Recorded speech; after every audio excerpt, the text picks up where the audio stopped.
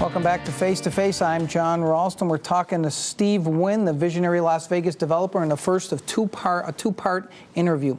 Let's talk about your company first, and then we'll talk about where you think Las Vegas is going. You announced a stock offering last month. Let me show you what the Review Journal wrote about a possible motive for that offering. With speculation about MGM Mirage and Harrah's Entertainment being willing to part with Strip resorts in order to shore up their balance sheets, the stock offering and the company's liquidity fueled discussion that Wynn Resorts Chairman Steve Wynn might be a potential Strip shopper.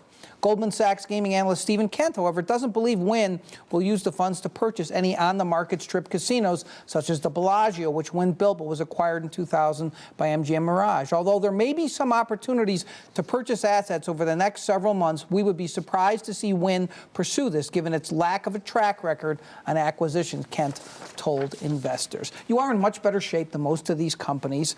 You might be able to buy back some of these great places that you put up and you had to give up. Bellagio and the Mirage, why not put them back in the Wynn Resorts portfolio? Well, I guess it depends upon price.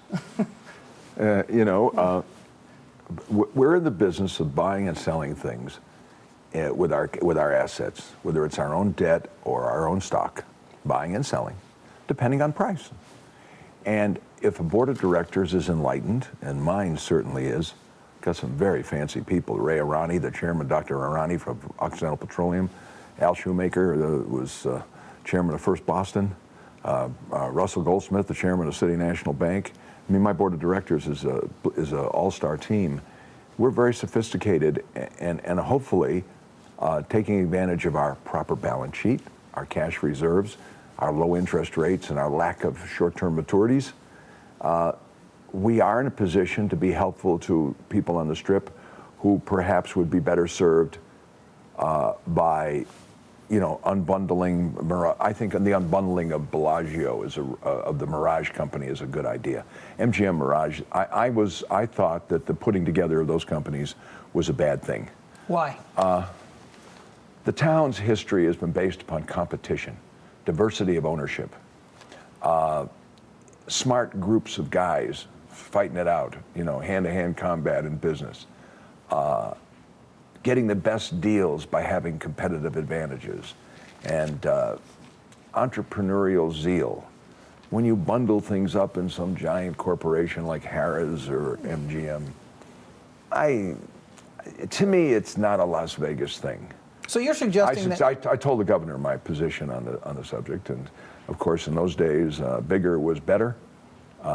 I think better is better, not bigger. You told the governor back then, you're saying, back when Gwynn. You told Kenny Gwynn that it was a bad idea. I thought it was a bad idea. And what did he say? Well, it was up to the Gaming Commission, and it was about other things. He wasn't directly involved. It was a social conversation. So you're suggesting, Mr. Wynn, that you'd be interested. I mean, isn't that essentially what you're saying? If the price is right for Bellagio, Mirage, places that I'm sure are still near and dear to your heart, you'd like to take them back? The stuff on the south end of the Strip has a certain unification.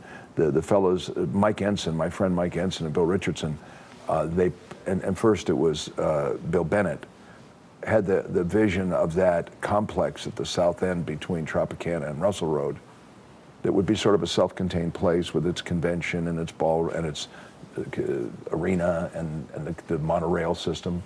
That's an interesting thing. I think it was purchased at a price that was too high.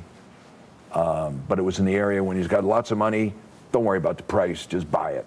So they overpaid for it. So you're thinking about getting that at a bargain now, is that what you're saying? Well, I think what's happened is the bloat, the false inflation of my own stock price, MGM stock price, the Sands stock price, Harrah's, the bloat that was associated with lots of wrong things. So I started to talk about the housing mortgage. The same thing happened on Wall Street.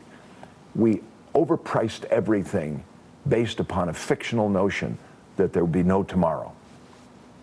Okay, we're repricing the world now in a more intelligent way. A painful, to be sure, a painful, dislocating process. But in the repricing, things don't get cheap, they get properly priced. And companies are better off for it. They're very smart people at MGM. They weren't any different than everybody else in the world. So things are going to come back down to earth. All right, we're going to take a break. We're going to talk one more segment with Steve Wynn about the future of the gaming industry and Wynn Resorts. Back in a moment.